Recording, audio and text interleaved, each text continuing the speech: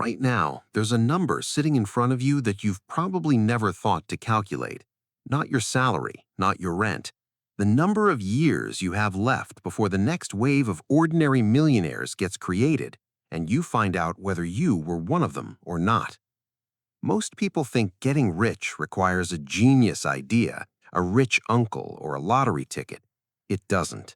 Historically, it required something much smaller and much less glamorous, being in the right place with a small amount of money at a moment everyone else was ignoring. Look at the floor, not the ceiling. In 1975, you didn't need $50,000 to get in early on what became Microsoft. You needed a few hundred. In 1997, you didn't need to be an engineer to buy Amazon stock while it traded for single digits. You needed a brokerage account and 30 minutes of curiosity. In 2010, you didn't need venture capital connections to buy Apple at $12 a share. You needed 40 bucks and the willingness to look stupid to your friends for a few years. Compare that to the median American household savings account, which sits at less than $5,000.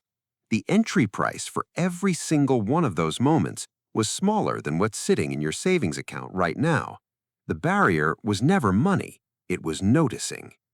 Here's the sentence I want you to sit with. The people who became millionaires were never smarter than you. They were just 3 years earlier than you. That's the whole game. Not genius, not luck. Timing paired with a small, uncomfortable decision made while everyone else was still laughing.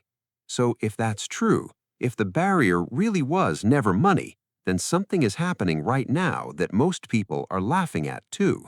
And once I show you what it is and what it costs to get in on it today, you're going to understand exactly why some of your neighbors are about to become millionaires in the next 10 years, and most of them have no idea it's coming. Here's the mechanism, and it's the same one every single time. A new technology or asset class emerges. It looks small, cheap, and slightly ridiculous. The professional money, the hedge funds, the institutions, they ignore it because the dollar amounts involved are too tiny for them to bother with. That gap, the space where it's real but too small for Wall Street to care, is exactly where ordinary people get their window. Let's do the math on what that window actually costs today. Right now, you can buy fractional shares in leading AI infrastructure companies for under $100. You can put $25 a week, $100 a month into a basket of semiconductor and data center companies, and you'd have skin in a market projected by McKinsey to generate up to $7.9 trillion in new economic value annually. $100 a month. That's less than most people spend on subscription services they forgot they're paying for. Here's the twist that makes it worse for the person who waits. Compounding doesn't wait for you to feel ready. If you invest $100 a month starting today into an index tracking this sector, and it grows at just 12% annually, a reasonable but not extreme estimate for an early-stage infrastructure boom, in 20 years, that's not $24,000, that's roughly $99,000. Wait 5 years to start, and that final number drops to around $52,000. The 5 years you spent unsure cost you almost $47,000, not because the market punished you, because time did. Zoom out, and the pattern gets uncomfortable at a national level. According to the World Economic Forum, 75% of companies globally plan to adopt AI by 2027. As of right now, 56% of American businesses have started, which means 44% haven't even begun. That 44% isn't a warning sign. It's the exact size of the gap ordinary people have historically stepped into, right before it closed. The bank, the fund manager, the institution, none of them are coming to tell you this window is open. It's not their job to notice small money. It's yours. Meet Danielle.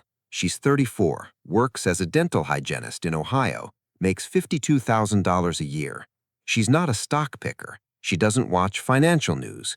2 years ago, she started putting $75 a month, money she used to spend on a food delivery habit she barely remembers building, into a simple index fund weighted towards semiconductor and cloud infrastructure companies. She didn't quit her job. She didn't take on debt.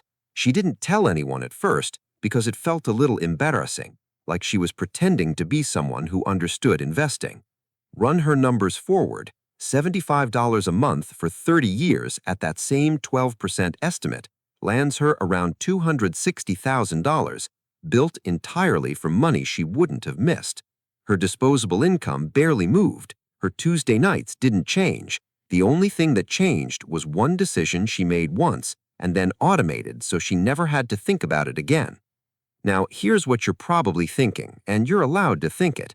I don't have extra money right now. Everything's already stretched. That's real, and for a genuine subset of people, it's true. But look at the data honestly. The average American household spends over $300 a month on things categorized as discretionary: subscriptions, delivery fees, impulse purchases. If you are in that group, and most people are, the $75 or $100 Danielle found wasn't hiding in a raise she never got. It was hiding in habits she'd stopped noticing. The other objection is the one that sounds smarter. This is different. The market's already priced this in. I'm too late. Maybe. Nobody, including me, can promise you a return. But that exact sentence was said in 1994 about the internet, in 2003 about social media, and it was wrong both times. Not because the technology was undervalued forever, but because the adoption curve was still years from finished. Being early doesn't mean being first. It means being early relative to the crowd. And right now, the crowd still isn't in the room. Danielle isn't a genius. She's not lucky. She just stopped waiting to feel ready. Here's the alternative, and it's boring on purpose. You don't need to pick the next great AI stock. You don't need a financial advisor, a trading app full of options contracts, or a hot tip from your cousin. The alternative is a diversified infrastructure-focused index fund, the semiconductor, cloud, and data center companies, underneath the whole AI build-out, held for years without touching it. Let's put a real number on the choice in front of you. Take that $100 a month we talked about earlier versus doing nothing, just letting it sit in a checking account earning close to zero. Over 20 years, the difference isn't small. It's roughly $99,000 in the fund versus $24,000 sitting flat. And that $24,000 didn't even keep pace with inflation. Doing nothing wasn't neutral. Doing nothing was a choice that cost you $75,000. You just never got the invoice for it. Now run that same $100 a month over 30 years instead of 20. At 12%, you're looking at approximately $350,000, built from a total contribution of $36,000. That's not a rounding error. That's the difference between retiring anxious and retiring fine. Here's who profits when you don't make that decision: the subscription service that quietly renews, the retailer that engineered the impulse purchase, the bank paying you near zero on a savings account while lending your deposits out at 5 times that rate. Everyone in that chain gets paid the moment you stay passive. The only person who doesn't get paid for your inaction is you. So here's the actual step, not a metaphor, an actual step. Open whatever brokerage app you already have or download a free one tonight and set up an automatic monthly transfer, even if it's $25, into a broad index fund with exposure to this sector. Do it before you close this video, not after. And here's the honest exception. If you're carrying high-interest debt, if you don't have an emergency cushion, if $75 genuinely doesn't exist in your budget right now, this isn't your move yet. Fix that first. That's not a failure. That's sequencing.